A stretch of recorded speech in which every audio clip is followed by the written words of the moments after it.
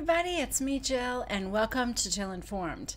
This is the recap of The Real Housewives of Orange County, Season 14, Episode 23, The Reunion, Part 3. All right, guys, this is it. This is the finale to the finale and the end of Season 14. All right, let's get into it. All right, well, this picks up right where we left off with Part 2, where Vicki is telling Bronwyn to turn it down. Turn it down, Bronwyn. Yeah, Vicki doesn't like the nakedness and kissing girls, and Bronwyn said, well, I'm sorry, that's who I am. Okay, Bronwyn literally said, you're not the boss of me. If there was a shred of doubt left in your minds that this was junior high, well, that just went out the window. Now Vicki's saying children are watching the show, and that's not it. Okay, I don't even know where she's going with this, but I'm going to tell you right now, children should not be watching this show. Children should not be watching my recap of this show. It is not family-friendly subject matter, but Vicki's moral compass has me confused. So it isn't okay to see two women kissing, but kids, gather round and let's watch Aunt Vicki get up on the counter in a bar and drink directly from the tap. Okay, so, here's what's going on. Vicki claims that she lost 2 clients because of this show. That's fine, but I promise you it is not just Bronwyn. Oh my God, you guys, this is nuts. Andy's like, Vicki, you showed your breasts on camera. That was because I wanted a doctor to see my crooked nipples. You demonstrated how to do a blowjob. That was a bachelorette party. You got so drunk you peed on someone's bed.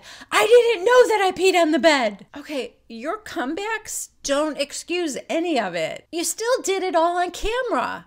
Yet you're going to blame Bronwyn for you losing clients. Bronwyn, I've had babies in my 20s and my 30s and my 40s. And Vicki, we know you lactated for 20 years and then you had a lactating party and you invited strippers. It's weird. We know.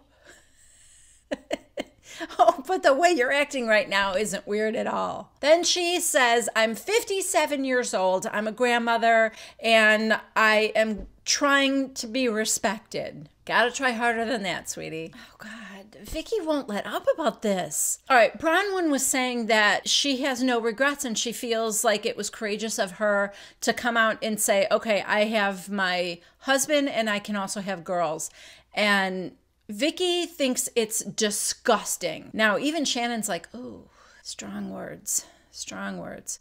I don't care. I think it's disgusting. Andy's trying to say, what do you think is disgusting? Her lifestyle? Yes, I think if you're married and you have 7 kids, it's disgusting to bring other girls into your bed. Bronwyn's trying to make the point that, you know what? Then you don't have to. Vicki's crossing herself. It all just feels a little hypocritical and a little too much like maybe this is for Steve Lodge. I don't know. I'm really trying to figure it out. You know Andy's not having it. Vicki's like, stay in your lane. And Andy's like, well, why? Why should she choose her lane? Vicki's like, well, that's how I was raised. And he goes, yeah, but she's not you. Vicki, I know, Andy, but I can have an opinion. A little bit of that is funny, Vicki, but too much of that, like that screaming where you're shaking your head, too much is just too much. And also to have such a very intolerant opinion is also a little ugly. Because she had said, you know, we should all be role models, which everyone kind of laughed at. Now Tamara goes, I don't think any of us are role models.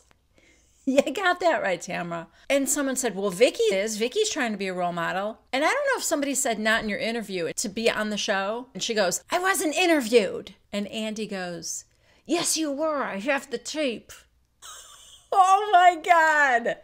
Andy is on fire. I'm going out on a limb, and I'm going to say right now, I think the Orange County reunions, 1, 2, and 3, Andy has been in top form, possibly the best I've ever seen him. Anyway, he's like, I have your interview. Then we see it. And she's talking about how, you know, our house is real comfortable. I like it that way. You can put your feet up on the sofa. This was her interviewing to be on The Real Housewives. But get this. Her name is Vicki Wolfe Smith. I have no idea what that is. That must have been her very first husband, because Don is Gunvalson. Oh, I mean, I guess it could be her maiden name. So Vicki Wolfe Smith. And here's what it says. She runs an uber successful insurance company from her home. Her husband works at Home Depot. Was that Don? Who worked at Home Depot? Was there somebody else before? You guys have to tell me. I didn't start watching this show until season 3, maybe. I didn't know who Duff was. I don't remember Tammy Knickerbocker. I don't remember Joe, who was with Slade. Yeah, I don't know. If you guys know, did she call herself Vicki Wolfe Smith on season 1? And if so, was she married to somebody different than Don? That's what I want to know. Who's the husband that works at Home Depot? Let me know in the comments below. Well, we then say goodbye to Vicki, and she tells us that she's got a new podcast and she's getting involved in what she really believes in, which is finances. That is a hell of a belief system.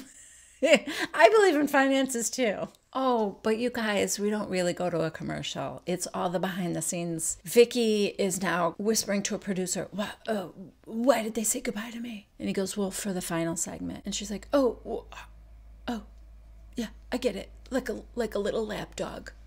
Okay, this is ridiculous. Well, she's working herself up to a little tirade in the back.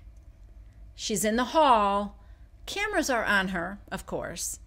And now she's telling producers, I started this. I was here before you were here, before you were here. And they're like, yeah. So now I'm a friend of? I'm not a friend of. Out on the stage, Andy's still sitting there, and Tamara, Emily, but all the makeup crew is out there, and people are getting their things adjusted and touched up. And Andy's like, that was crazy. Emily's like, I have never seen anyone that self-righteous in my life. Andy asks Tamara, I mean, do you think the show has changed that much? Tamara's like, no. I mean, it probably hasn't, but also Tamara's kissing Andy's ass. She just is. So now she's back there. She's crying. She's taking her dress off. She's like unzipped it here. She's like, this is disgusting. It's a joke. I'm embarrassed to be a part of it. Which, I'm sorry, earlier Andy said, you don't have to be part of the show anymore. The camera is like in the hall, looking through this narrow space of where her dressing room door is open. This is Vicki. This Bronwyn, she's like, well, I might. She sees the camera. Really? F off! And slams the door. So this next segment now without Vicki, thank God, involves everyone's sex life and the attraction that Bronwyn and Tamara have for each other. Let's face it, the attraction Bronwyn has for Tamara. I don't think Tamara really cares about Bronwyn, but they admit that they kind of look like each other and that it's a little bit weird. Then we find out about some unseen footage in Marival where Tamara admits to having a threesome also, although not quite a threesome, close to a train, or maybe it's a reverse train because it was 3 women, and Eddie and Tamara. Yeah, apparently they were, I don't know, somewhere outside having sex in the grass, and these friends of theirs were now just laying next to them. Anyway, she's like, oh my God, she's so embarrassed, and Andy's like, well, I mean, you're a consenting adult. Emily's like, no one got hurt. And she's like, no, it was fine, yeah. I just would like to have seen Vicki's face. Just because she was getting on Bronwyn for everything. Oh, I forgot. Bronwyn also said that she did tell her older kids after that. And one of her children said, you know what, Mom, I like the same sex too. She said it was very easy for that child to come out, and she was happy that it happened like that. And then Kelly said something like, oh, she likes girls too, or something like that. And Bronwyn's like, well, I'm not saying which child it is, but okay, thanks, Kelly. Now we know it was one of the girls. Not that it matters. It really doesn't. But Kelly, come on. Now we talk about Kelly a little bit and her relationships, Dr. Brian Reagan, and the rumor about her throwing her mother down the stairs. Well, that came from her own brother, her brother Eric. She admitted that, and she said he's very vindictive, and, she had kicked them out or kicked him out. Yeah, he started that, or he put that out there in the press or something. So she wasn't speaking to either of them, but then she reached out to her mom, and her mom said, yes, of course you didn't throw me down the stairs. I'll vouch for you. And they got back together. How she and Eric got their relationship repaired, that I don't know, because that's pretty nasty to do to your own sister. Then we talk about Rick Leventhal, Kelly's current boyfriend, current fiance. Although at the time of this filming, I guess they weren't. Although he had picked out a ring for her. Well, wait, they went ring shopping. I think she said she picked it out. And then we see a little footage from 5 days later when they get engaged. So at the time they were all sitting there, she was not engaged yet. Andy asked her if Jolie had met him. She has not. Tamara's like, well, how's that going to work? He lives in New York. And Kelly's like, yeah, well, we'll see. And she's like, are you going to move there? Is he going to move here? And she said, maybe. And she goes, well, you can't move there because of Jolie. And she goes, well, I can move there. I mean, Jolie can choose who she wants to live with, but I mean, I know she wants to live with me. And they're like, you can't take her out of California. Michael would never let you. Kelly's like, well, okay, I mean, we'll see. We'll figure it out. So everyone's very, very suspicious of what's going to happen here. Okay, now we move on to Emily and her relationship with Shane. And oh boy, we get a pretty sweet montage of what a supportive, loving husband he's been. Emily says that really all she's wanted from him was a little bit of compassion, and that there have been times when she wanted to say, screw this, I'm out of here. But she believes that for her children's sake, she should work on this. And then Andy said, Gina, when you were on Watch What Happens Live, you sort of alluded to the fact that part of the problem with their relationship was on Emily's end, that was like a two-way street. Gina goes, yeah, like when you said that you, and I don't mean to bring this out here or anything, but like when you texted your in-laws by mistake, that was supposed to be going to Shane, and then your mother-in-law stopped speaking to you because it was like so bad. The stuff you said, like, I feel bad saying it right now. And Emily goes, you mean because I told you that in confidence? Yeah. And Gina's like, I didn't come here with that intention. Andy said, so when you were angry with Shane, you accidentally texted that to your in-laws? And she nodded her head, and he goes, oh, how did that go? And she's like, not well. Thanks for bringing it up, she says to Gina. Okay, hope that hug you had earlier is still.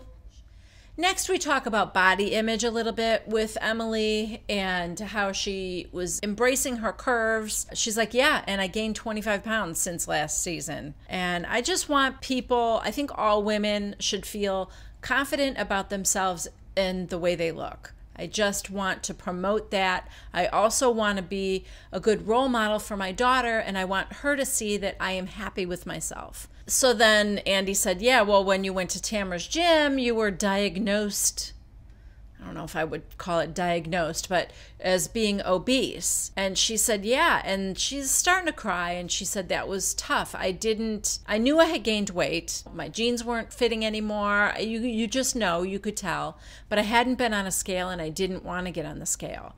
And then she quickly made sure that we understood that Tamara did not make her do that.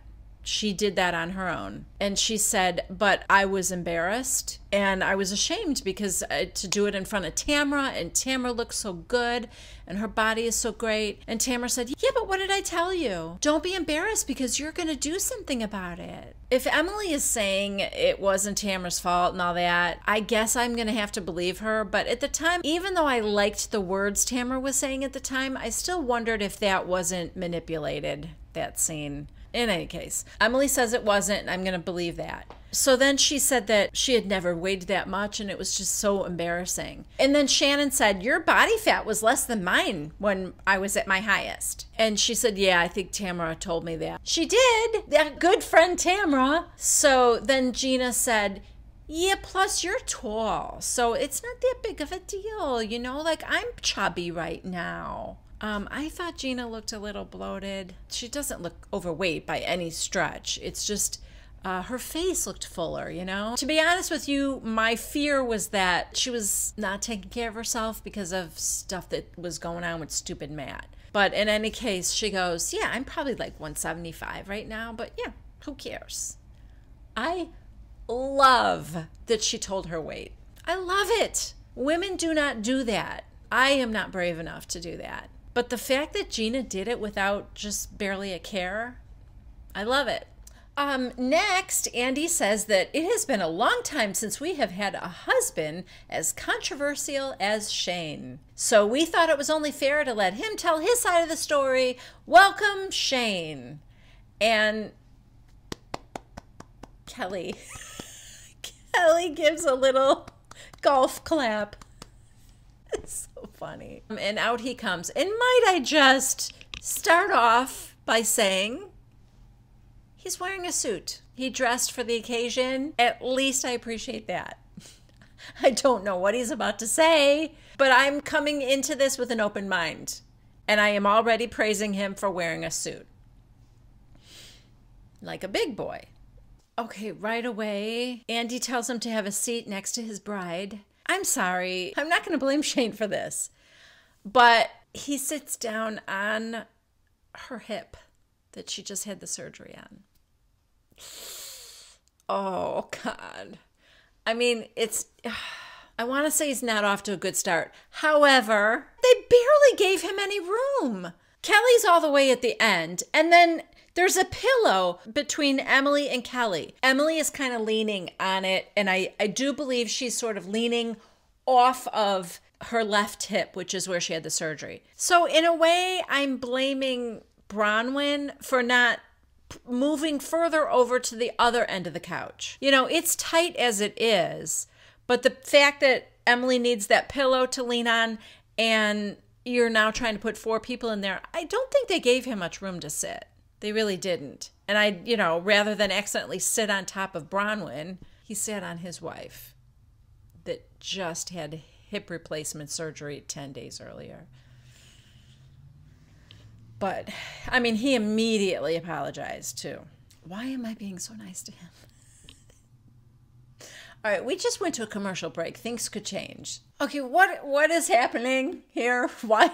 Shane is, like, really not screwing up or saying anything wrong at all. Andy's saying, well, you're one of the most hated husbands. And he's like, yeah, true. How does that feel when people think you are just a big dick? And he's like, well, I guess what I would say to that is that we film for hours and hours and hours, months on end, and that there's a lot of stuff. And so, yeah, that I can be a dick at times. And those times are obviously what get chosen to be on the show. But like the thing with the bread at the restaurant, I was just teasing her. Emily thought it was funny. We both watched it a couple of times and we were laughing. Emily was laughing. And I didn't eat the bread. I would never eat the bread in front of her. And he's like, well, it's not about you eating the bread. It's about you trying to taunt her with the bread after she just got a diagnosis of being obese. And he goes, yeah, well, I mean, I don't find her obese. I think she's beautiful.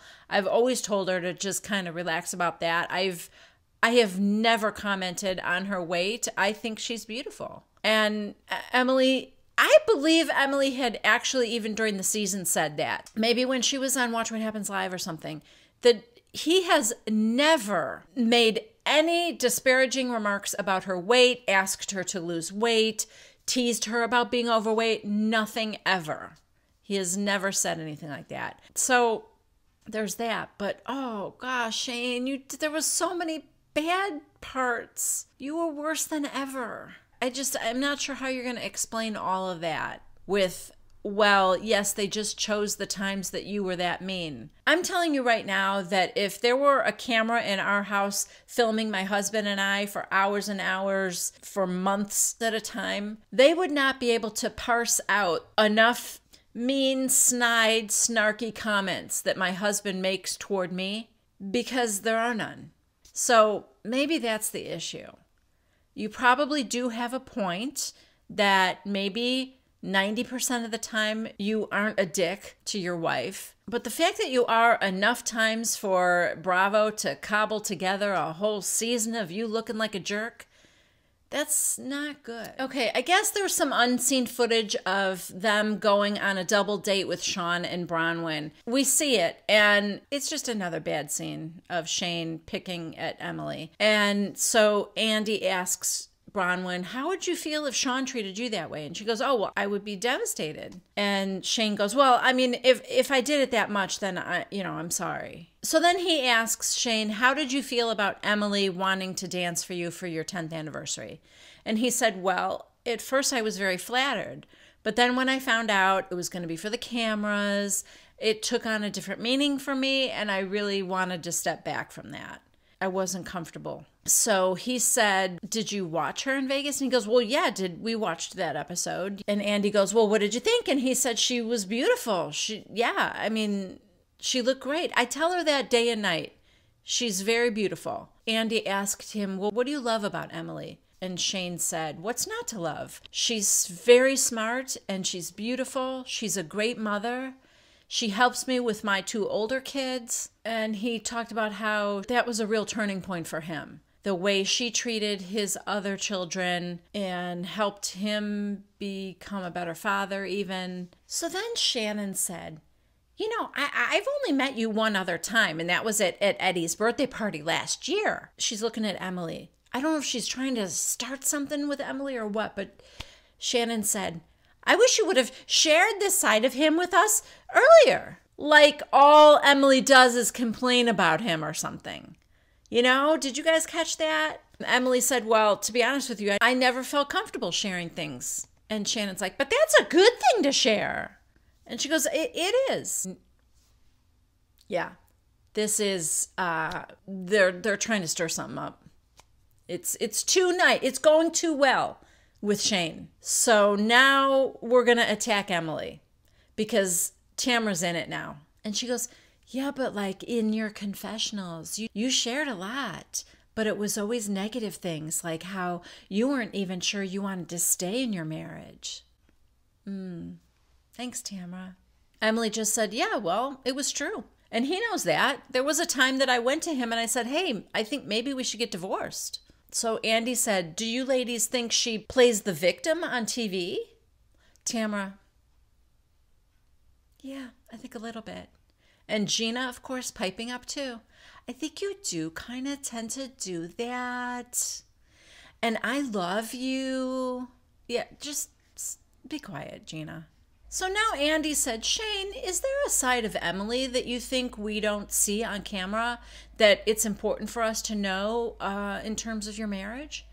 And he goes, yeah, I think there's another side of Emily. I'm not really sure what he means by what he's saying, but he said that she gets in these frame of mind where she will lash out and she can't compartmentalize. So one small thing of frustration will ruin her whole day. Something like that. I'm not sure what he's getting at though. And then Shane said, so Kelly, the 4 of us went to Cabo. I don't know who the 4th was. Either Dr. Brian Reagan or Rick, maybe. I don't know. But anyway, he said the 4 of us went to Cabo, and Kelly said that she had seen a side of Emily she never saw before. And Kelly said, yes. I thought she always talked to him very kindly and sweetly, but she was mean to him. And I even told her about that. Emily goes, yeah, she told me I was a bitch. And Kelly's like, yeah, I'm like, you're a bitch to him. You're mean. So I'm not denying any of that happened. I'm sure they all are admitting that it did.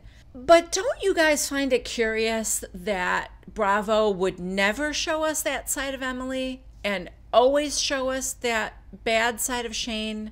In other words, okay, so Emily had a year of being in such intense pain with her hip that her doctor said, wow, you must have a very high pain tolerance because I can't believe you were walking around on that hip that just had no cartilage anymore. Well, I think that would kind of wear on a person, don't you? Being in sort of a constant level of pain I don't know. Am I cutting her too much slack for that? Maybe. It's also true that perhaps Bravo just wanted to portray Shane as the villain and Emily as the angel so that people would be rooting for Emily and want her to leave him and find someone who deserves her. Listen, I do know that we are manipulated by what Bravo chooses to show us. I get it. I also know that if Bravo didn't have enough material to work with, they couldn't portray him as a villain. So is it true that they didn't show us the bad side, or when she was yelling at him or mean to him? I mean, I guess, but I wonder if it wasn't that often. That's my point. Now Andy asks them if they're happy in their marriage. Emily said they sat down and they wrote down a list of things. She wrote down a list. Shane wrote down a list of things they wanted in their marriage, and then they got together and they kind of came up with a mission statement. Shane said yes, it was words like acceptance and unconditional love, and he really wants to work on it, and he really wants to make that happen, and he wants Emily to work on it too. And with that, we are done with the Shane segment.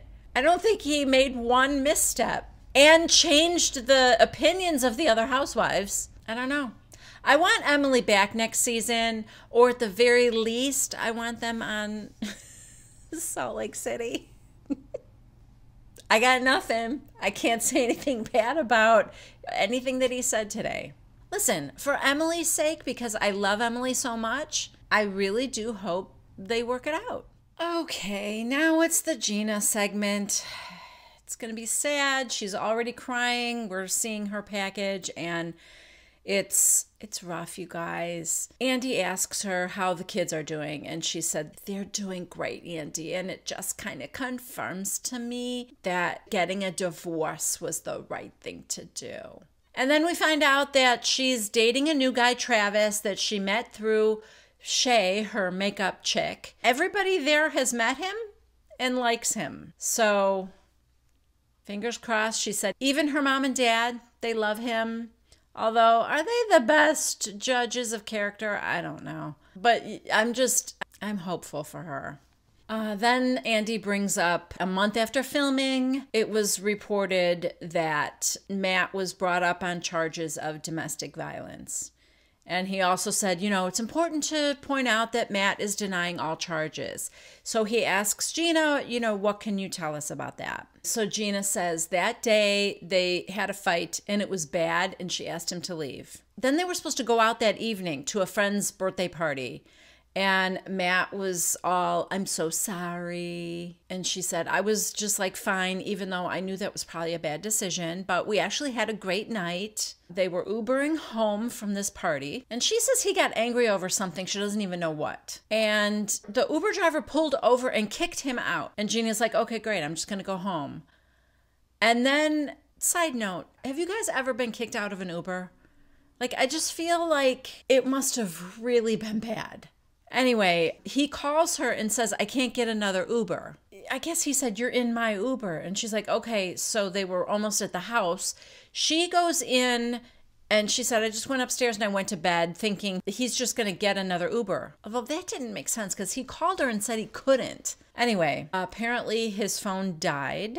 So he had to walk home. And she said the whole time he's walking home, he's getting himself more and more worked up. Then he gets to the house, and then she said he somehow got up to like the second level. I don't know what that means. Weren't they living together? Like, weren't they working it out? I'm not sure I understand. Like, didn't he have a key to the house? I don't know what that means. But anyway, she said he somehow got to the second level, and it was like he was a different person. And she's just bawling right now. And she said, I was really scared. As she's telling this story, all the other ladies look stricken. She said, I ran out of the house and I was ringing my neighbor's doorbell. And he grabbed her and dragged her back into their house. And Andy goes, the neighbors didn't hear? And she and Emily said a lot of neighbors heard. There were like 8 calls to the police. So the police came and they arrested him. Bronwyn's like, I am so sorry. And she's wiping tears. Emily, Kelly, everyone's devastated. Tamra. So if he committed a felony, does he have to go to jail? I honestly think there's something wrong with that woman. I really do. Like the empathy part of her brain is missing. Like she has a one-track mind. Drama, drama, drama. Let's drive the drama. Oh, okay. So is he going to prison? Is he going to jail? You know, like, God, the woman sitting right next to you on the couch is sobbing. How about you put your arm around her? How about that? Gina goes, well, if he gets prosecuted, he possibly could face 7 years in jail. Tamara, woo! Yeah. Was that juicy enough for you, Tamara? Oh my God. I swear I am just watching this episode as I'm talking to you guys. Kelly just said, hug her, Tamara. Tamara, well, there's this pillow between us. I'm sorry, is the pillow cemented between you? Move the damn pillow. There's something wrong with her brain.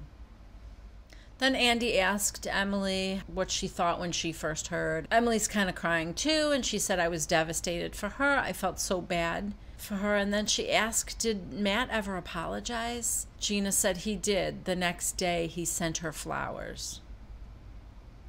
Oh my God, it is just, he is like a textbook abuser. This was a little bit weird. Andy was trying to get the timeline then, and he said, so this happened just a month after you decided to reconcile. And Gina was shaking her head, and she goes, I don't know. I don't know. I mean, she's sobbing right now, but I thought that was a little weird, and I was wondering if she was trying to fudge the timeline or something. I don't know. Maybe she just was thinking, I don't know exactly how long it was after. Andy asked how her parents took it, and she said that her brother called her, and he was crying on the phone, begging her to do the right thing. God, it's just so freaking sad for everybody. I feel sorry for everybody involved. I mean, I don't feel sorry for Matt. I feel sorry for everybody involved in this. She says that now she knows what it feels like to be loved, and she has so much more appreciation for it. And I don't know how long she's been with this Travis guy, but I hope he's a good guy. I really, really hope he's a good guy. Oh my God. Okay, well now this is the end. Instead of the toast, or maybe that's going to happen too, Andy has a bowl. He had passed out roses to everyone. He wants them to break it in half, and like they did in Marival, he wants them to name one thing they want to get rid of in their life and one thing they want to invite into their life. So they will throw the rose in, and then they will hit the bowl with a mallet. They are so damn shady. We're starting with Kelly. Okay, so she said, I want to let go of negativity. And what I want to bring in, because I already got Target and Walmart. Nice. Shannon's like, she's very disapproving. But I think it's funny. That's a joke. That is clearly a joke. And if Shannon can't laugh at that now after the fact, then yeah, I feel sorry for Shannon. So she says what she wants to bring in is Rick Leventhal. And then she, bing, hits the bowl. Now it's Emily's turn. Emily says, I want to let go of just any hurt or just like anything I felt toward Gina. I want to let go of all of it. And Gina's like, oh. And what she wants to let in is a new beginning for them, her and Gina. And she goes, and I mean that. And Gina goes, me too, Em. I love you. So when you hit the side of the bowl, it's supposed to go gong and like reverberate. Emily's got it in sitting in her lap, so she hits it and it's like tink. Oh God. Okay, so now it is Bronwyn's turn. Bronwyn wants to let go of trying to please everyone because she can't. And she's bringing in badass Bronwyn. So now it's Gina's turn, and she goes, okay, so I love you, she says to Emily, but I feel like I've had like a really heavy year, so I'm just going to keep it light. And it's very cute. She goes, so what I'm going to let go of is some really risky beauty choices going forward. And she's going to continue to welcome in a new, positive, bright future. Now it's Tamara's turn. I'm going to let go of loose lips. No, you're not. Nobody there believes that for a second. And she's bringing in health and wellness for her family. And finally, Shannon, I am going to let go of my past. And I'm going to continue to let in happiness and growth for my family and for my new person in my life. Oh, okay, no. So Andy said, so I thought we would toast to wheatgrass shots. And everyone's like, and he goes, but instead I got tequila. So they do a tequila toast and everybody's up on their feet, including Emily, who's, struggling a little bit. Bronwyn said, you know what? To sisterhood. And Tamara goes, to season 14. May we never relive it. I think that goes for all of us here at home too, right? Cheers to that. And that is a wrap on season 14. Yeah, a lot of feelings about it. I've been hearing so much about there being a shakeup, that maybe nobody will come back, that maybe a lot of people will come back. Just all kinds of different things. I don't know. I don't know what I'm hoping for. I had some kind of feelings about it, and I questioned whether I was going to recap it again. I don't think I can quit.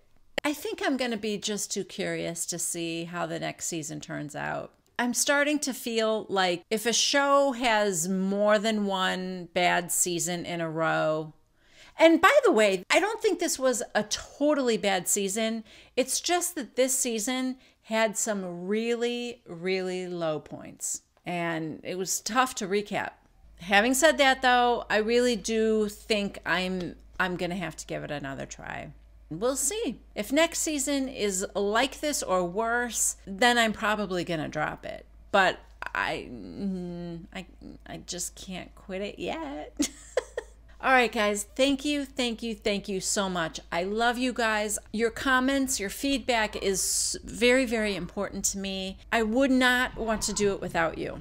If you have been on the fence about subscribing to Jill Informed, go ahead and do it. And if you liked this particular episode, please give it a thumbs up. I appreciate you guys. I love you guys. I will see you next time. Bye.